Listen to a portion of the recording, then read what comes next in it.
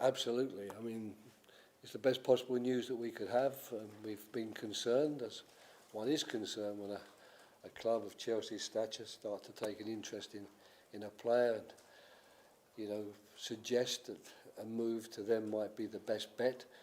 I've always hoped that wouldn't be the case, and that Michael would realise that at such a young age his future here is very bright, and we can help him move very quickly to another level if that's going to happen in time.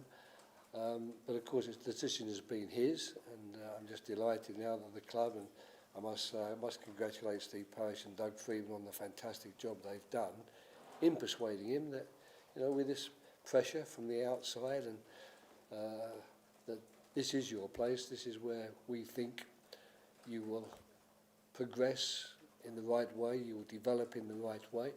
And of course, as a coach and manager, it's perfect, because I really enjoyed the 10 games last year. I thought the squad was looking really very, very interesting. So when the chairman asked me, would you, come back and do another year, I had that in mind. Of course, to lose to players like Wilf Zaha first and then Elise, that would have changed to some extent my perception of it all. So for me, it's a red letter day. Did you speak to the player yourself and tell him your thoughts and your opinions on his future? I had a long chat with him when the subject was first broached, but that's a long time ago. That's pretty much in the pre-season, soon after he got back. I had a long chat with him and made it clear to him, of course, how much I enjoy working with him, what respect I have for him as a player, and what potential I think he has as a player. And in that, of course, I suggested that I thought that being at Crystal Palace and playing here would be the best option. But I also made it clear to him that I'm not going to put you under unnecessary pressure. You've got pressure from all sides. I can only tell you what I think, honestly, from my side. I'm always here for you to speak to me if you want to discuss it further. And as a result, I speak to you every day. We have a conversation. But I've actually shied away from actually asking, what are you going to do?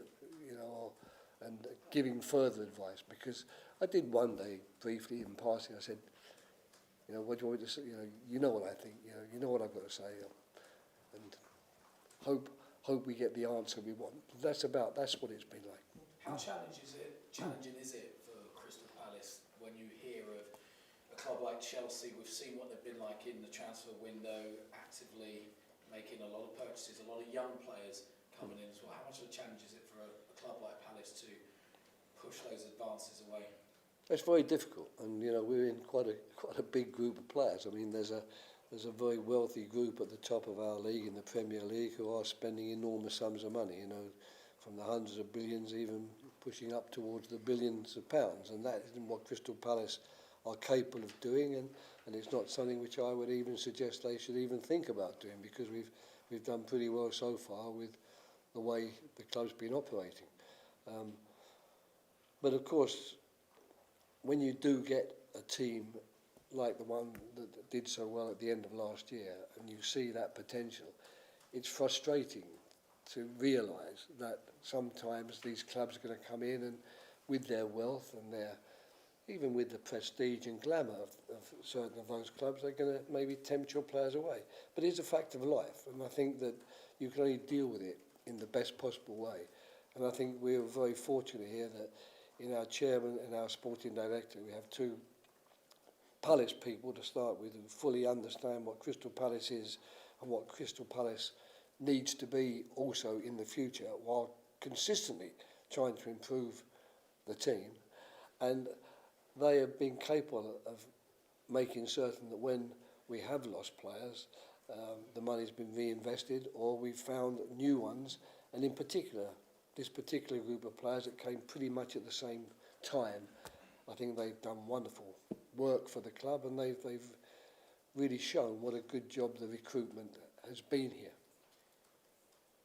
On Michael, obviously he's out injured at the moment. When are you expecting him to return? Because I can imagine when he does, knowing this news, a lot of Crystal Palace fans want to give him a big warm welcome onto the pitch.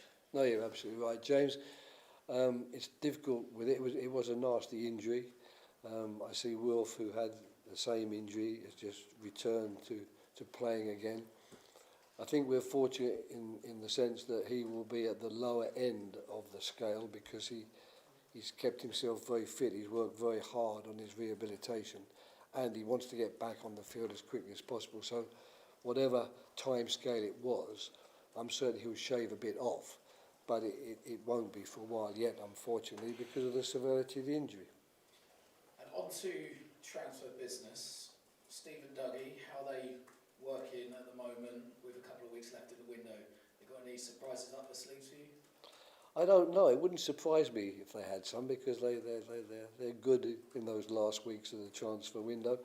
But Mikel's cited today that has changed one aspect of our work. You know, to lose both a left-sided forward midfield player and a right-sided forward midfield player, that would have, you know, thrown us into some degree of difficulty. But I think at the moment we have a very, very good 11 anyway. Now Hughes, who will be fit again soon, and Mikel are adding to that, if you like. We've got very good cover at the back. It seems to me now we don't need anywhere near as much as we would have done had we lost Mikel. You know, he has solved a number of problem areas for us. Back onto last weekend, there's been a clip that I'm sure you know about that's gone viral, that everybody's talking about. Right. Your touchline incident with Max Lowe. Max described it as he said he felt terrible about the incident. I know you spoke about it afterwards and played it down. He shouldn't do that. I What mean, do you make of it all? I don't make anything really. I mean, I get caught up in the game too much sometimes, so I was really caught up in the game. It was an important time. We were playing well, and I was desperate for that second goal, and even more desperate that they didn't equalise. And I wasn't really concentrating that much at all. And all of a sudden, I felt a tackle coming my way, which I should have been much more gracious about. And I regret that I abused him verbally afterwards for the tackle because it really was nothing at all. And if it's given a few people a bit of fun watching it, then good luck to them. But it's not something that I will ever watch again, that's for sure. Have the players said anything to you about it? I think they're too kind to. I think they're too kind to. Luckily not. Right, moving on to Arsenal. Mikel Arteta today described you as an inspiration. First of all, what do you make of hearing words like that from the Arsenal manager, and how would you describe him? Well, we don't know each other very well, of course. I mean, I have great admiration for the job he's done at Arsenal. That's a big club, and he's come in and done a really big job. And I thought last season they were outstanding in every respect. And I have a lot of sympathy, really, to get that close and to do so well, to be overtaken by the machine, really, that to some extent is Man City, who are also a wonderful football team. It must have been a gut-wrenching occasion, but they've come back strongly from that. You know, they started this season strongly. I think it will be another very good season for them. We're expecting, of course, an exceptionally tough game. It's always hard to play Arsenal. They seem to always do well against us. Even if we play well, they seem to find a way of getting the winning goal. So we realise that we're playing against a very good team, a very well organised team, and a team really that I think everyone in the country expects will be fighting for honours at the end of the season. But luckily, as you mentioned, we go there on the back of a good start in terms of the 3 points, but also a good start in terms of the performance in our eyes. So it's a good time, I think, to get this game played, and I think everyone at the club and all our fans will be boosted by the knowledge that one of these very talented young players that we've been able to bring to the club is still going to play for the club. Final couple from me. The Women's World Cup, England in the final, Lionesses have been superb. What do you make of their tournament so far that they've been having? It's impressed me because it hasn't been as plain sailing as everyone suggested it was going to be. And I think the way that they have actually gone about making certain that they've done what's needed to be done in the games to win them, to withstand, if you like, the euphoria that everyone was trying to build up around the team and suggest that you're such a good team, you're just going to go in there and roll over everybody. I'm sure that Serena didn't feel that way, or the coaching staff. I'm sure the players didn't feel that way. And I think they've done extremely well to, get through to the final, with still probably some of their best moments ahead of them, because we all know, and it's been well documented, that they can actually blow teams away. They haven't been able to as yet, but maybe the time is waiting around the corner, and they will bring home a World Cup trophy for England. Have you got a final message to them before they step out on Sunday morning? Well, the only message really is one of immense congratulations and to wish good luck, but also maybe just to remind them of what they've achieved by winning the Euros and now getting to a World Cup final. I think they have moved women's football in England to a totally different plane, and they must be extremely proud of that. And one hopes they're going to get the glittering prize at the end of it, but they've really won an amazingly big prize, because they put women's football on the map here in England in a way that, 10 years ago, I don't think we could have imagined would happen. Right, appreciate your time. Pleasure. Afternoon, Roy. Afternoon. Going back to Arsenal, obviously they've made some reinforcements this summer. They've lost Yuri Timber to a season injury. But what are you expecting from them on Monday night? Anything different to what you saw when you played them at the Emirates Stadium a couple of months ago? I wasn't at that game. That was Paddy McCarthy who took charge of that game. So I actually didn't have a chance to be on the bench or in the dugout against them last year. I'm expecting them to be extremely good on the ball. I think that their passing and movement is exceptional. I think they've got some unbelievably gifted players as well who are hard, if you like, to quieten down in the game. And of course they've got momentum. The momentum really of knowing that last year, but for an unfortunate period at the end of the season, we actually would have won the league. So we're expecting to play a potential Premier League winner. We're expecting to see them come here and produce all their skills. And I think they will show us the respect to make certain that they bring their best game to Selhurst Park.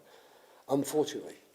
But all it means is we've got to certainly bring our best game to Selhurst Park and hope that our fans can sometimes weave that magic that they do in getting extra ounces of energy and play from the team that maybe I, as a manager, can't really expect them to do.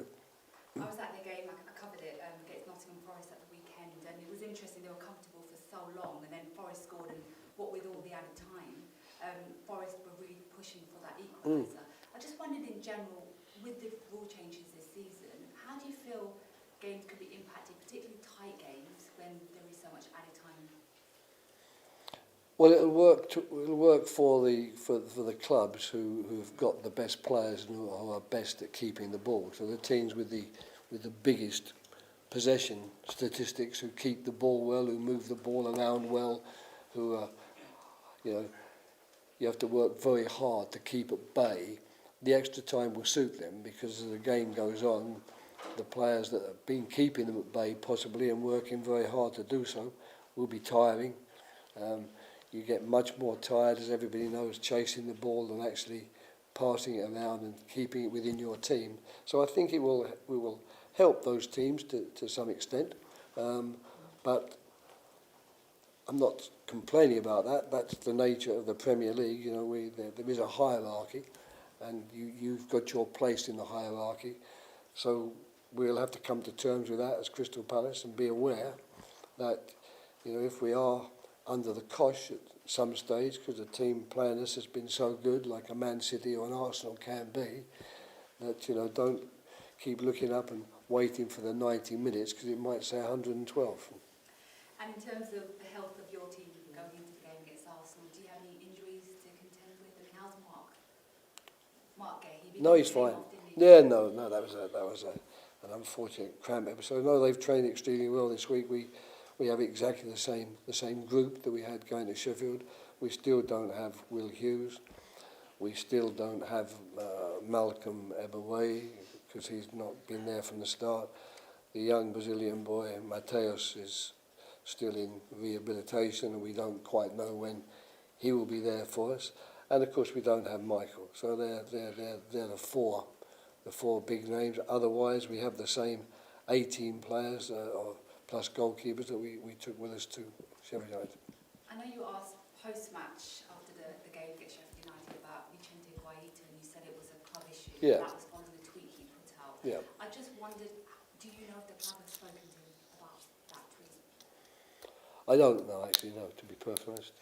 I've had other things on my mind. It was a strange tweet, took us all a little bit by surprise, but it was a club matter. The club are dealing with it, and they're dealing with Vicente Guaita's situation, which I find particularly sad, 'cause he's been a great club servant. I worked with him for 4 years, and 4.5 in actual fact. So I'm sad that it's reached this sort of level, but the club's working very hard to find a solution to it. And one final one from me, you were full of praise for Jefferson Lerma on Saturday. I just wondered, how do you think he's changed the dynamics of this side? Well, he's a very dynamic player, so I think whenever he plays, he would change the energy levels, a bit like Czech Doucouré did when he came into it. It's enabled us to play really with two players in the Doucouré position, and I think that has helped us in many ways. It freed up one or two more of the attacking players, and in particular it's given us maybe a bit of an extra cover, which you sometimes need in the defensive area when you lose the ball. So we're very, very happy with him. I think it was an excellent club signing, and you know, Elise almost feels like a new signing now, because for a long time we've feared the worst, and with him and Jefferson Lerma, that's two very interesting signings, plus a young Brazilian who everyone speaks very highly of, and Doug followed very carefully and is convinced that he has the potential to help us become a better team too. All those things have given me great heart today that we can look forward to another decent season here at Crystal Palace. Thank you. Pleasure. Alex. Hi, Ryan. Just the one from me. How quickly did this situation change? Did you wake up this morning knowing that Mikel Arteta was going to sign a new contract, or was it No. a surprise to you? No, it's a massive surprise, yeah. But it was I don't know exactly when the meeting took place between the chairman and the player and his agent. So it did come as a big surprise after training. But they can spring as many of those surprises on me as they like, and I don't care when they do it. And so I don't think I'd have been in a different frame of mind either before or after training. I'm just delighted to get the news. Thank you. Pleasure. Okay, thanks. That concludes the broadcast section.